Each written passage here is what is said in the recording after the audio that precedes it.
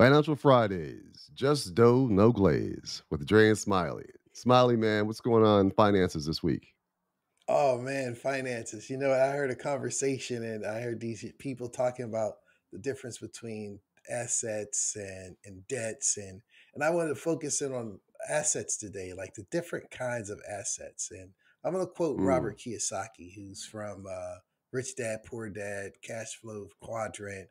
He's a real estate guru, has a couple books, but he says anything that brings you money is an asset. Anything that takes away your money is say a liability, or it's not an asset. So when I think about the various types of assets, real estate can bring you money in the form of rent payments. Cash can bring you money in the form of interest payments. So if you have it, even though it's 1%, you can get some cash. A bond, meaning you lend the money to the government or you lend it to a corporation, that can bring you income. So royalties, there's a lot of people doing podcasts and their content brings them advertisement payments or revenue. So there's a lot of types of assets, and I think if people go back to the Robert Kiyosaki base definition of anything that brings you money is an asset. What are your thoughts on that, Dre? so I agree with that. I've read that book, Rich Dad Poor Dad. I recommend it for everyone who has an interest in just understanding, you know, how money works, what the many different ways success can be achieved, things like that. So tell me this: we look at your home, right? I've heard people debate this. The home you live in, your homestead, would you look at that as an asset or liability? That's an excellent question because on paper, let's go back to the pure definition. If I have a home and it's just me, my family, and myself, and there's no money coming in, it's not an asset to me because from the pure definition, if I had someone here that was paying me rent, and let's say I didn't owe anything, I have no mortgage, they're paying me rent, I'm getting $1,000 a month from a roommate in my house, it becomes an asset. I put out the roommate, it's just Mm, my family and I'm paying taxes, utilities, light, water.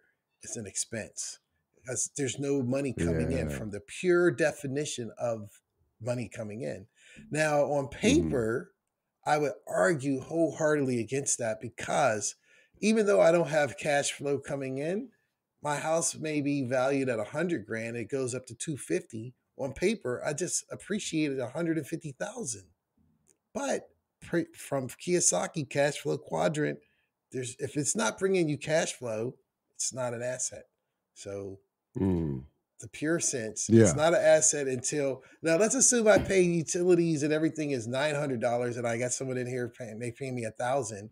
I make $100 excess than what I pay out, so therefore it's Hmm. an asset. Pure definition. Makes sense.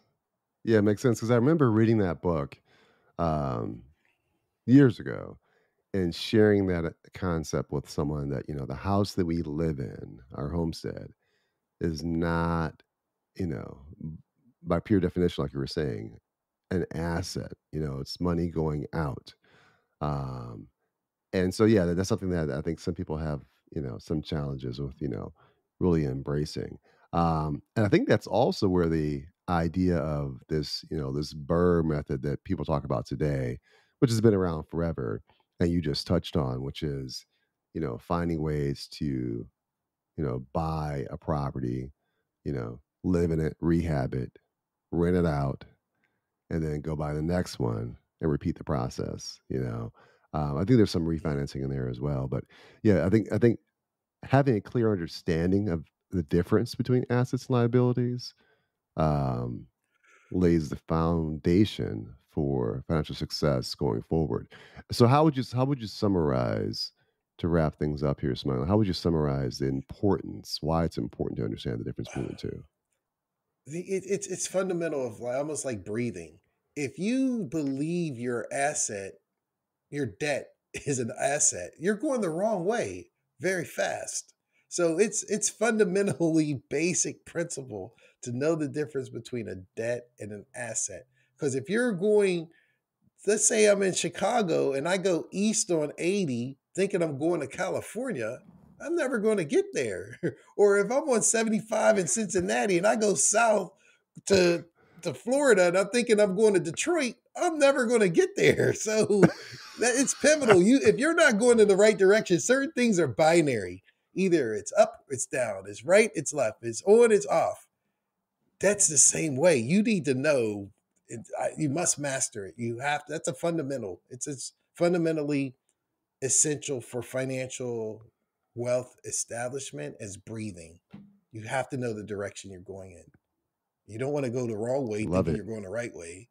You're just making friends along the way, Yeah. but you ain't going where you're gonna go. So in summary, it sounds like what you're saying, Smiley, is make sure that your financial compass is set in the right direction. Excellent. I love that. Hope everyone has a great Friday and appreciate that knowledge there. And once again, we aren't financial advisors. Just know, no glaze. Have a great weekend, everyone. We'll catch you on the next one.